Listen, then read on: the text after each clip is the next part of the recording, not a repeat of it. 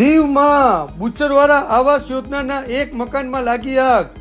મકાન માલિક મહિલાને હોસ્પિટલ સારવાર અર્થે ખસેડી. દીવના બુચરવાડામાં સર્વોદય આવાસ યોજનાના ચોથા માળે 38 નંબર બ્લોકના મકાન માલિક પ્રવીણાબેન ભરતના મકાનમાં અચાનક આગ લાગી. આગ દીવો કરવાથી લાગી હોય તેવું જાણવા મળ્યું. મહિલાની ત્રણેય દીકરીઓ આગ લાગવા સમયે બહાર હતી. ફાયરના જવાનોએ તાત્કાલિક આગને કાબૂમાં લીધી. આ દુર્ઘટના સમયે એડીએમ વિવેક કુમાર સાહેબ, સરપંચ શ્રી દીપકભાઈ અને પોલીસ જવાનો પહોંચ્યા. આગ લાગવાથી મહિલાને સામાન્ય ઈજા થઈ હોય જેથી જેને દીવ સરકારી હોસ્પિટલ સારવાર અર્થે ખસેડી.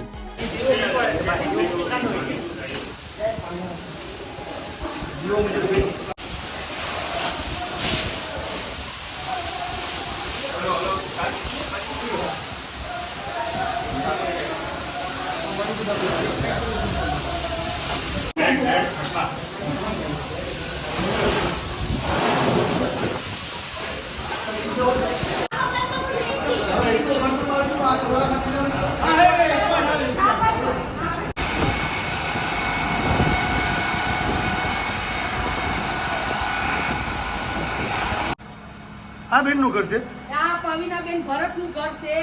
તેની 3 દીકરીઓ છે. તે બેન ધંધે મસ્તીમાં ગઈ હતી. તે આવીને 5 મિનિટ અમારી પાસે વાત કરીને ઉપર ગઈ તો એમ કહે છે બાપા આવજો, કાજલ કાજલ કાજલ. તો અમે કે અલે આ લભાઈ આવીને રાઈડ ઉપર પાડે બાપા કઈ થયું તો કે તમે આવજો આવજે. તો અમે નીકળીને ટગરથી બે મમ્મી દીકરીને ગયું. લઈને અમે અહીં આવ્યું ને ઉતર કે બેન બેભાન થઈ ગઈ. એટલે એને ઢોળવાના તો ગુબ્બારા આમ કોઈ જોવાય નહીં કે દેખાય નહીં. સાહેબ ને બિસારીને 3 દીકરીઓ છે ને ધંધો કરવા જાય. 3 દીકરીઓ ક્યાં હતી? બહાર જ હતી. એક ભણવા ગઈ 9 વાગે, નાની બેબી અહીં હતી ને એક બેબીની માના ઘરે છે. તો બિસાર ધંધો કરવા જાય તો હું ખાઈ બિસારી મસ્તી હાથું કાઠે ગઈ હતી. રોજના જાય. આગ કેમ લાગી ખબર પડી? ઈ દીવાબત્તી કરી હતી અહીંયા. તો દીવાબત્તી કરી ને તો હું એને કેમ છો કે કઈ કર્યું તું? તો કે મેં દીવાબત્તી કરી હતી કે.